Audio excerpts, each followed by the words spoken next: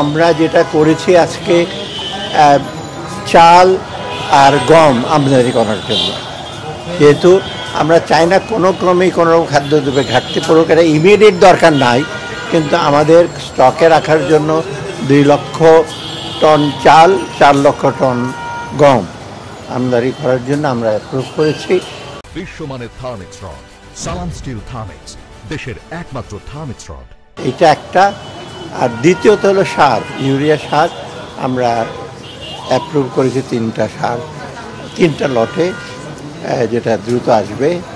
এটা দরকার সারটা, কারণ আমরা ইমিডিয়েটলি আমাদের সারের সবচেয়ে বেশি প্রয়োজন হবে। আমন শেষ হওয়ার পর বড়োতে কিন্তু সবচেয়ে বেশি সারের প্রয়োজন হয়, তাই না?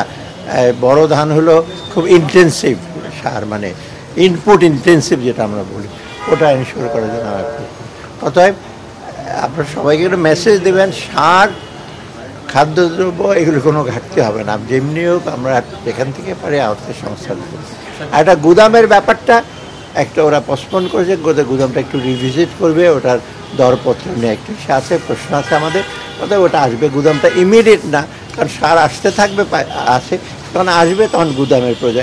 ইতিমধ্যে এমনি গুদাম আছে, ফ্যাক্টরিগুলোর গুদাম আছে, আমাদের বিএডিসির অনেক গুদাম আছে, সেইগুলোতে রাখা হচ্ছে। আর বাকি যেগুলো লাগবে সেগুলোর জন্য আমরা অর্থ সংস্থান। ইকোনমিক অ্যাফেয়ার্সে কি আলোচনা হলো স্যার? ইকোনমিক অ্যাফেয়ার্সে মেইনলি তো এটি হলো 2টা, চাল আর গম।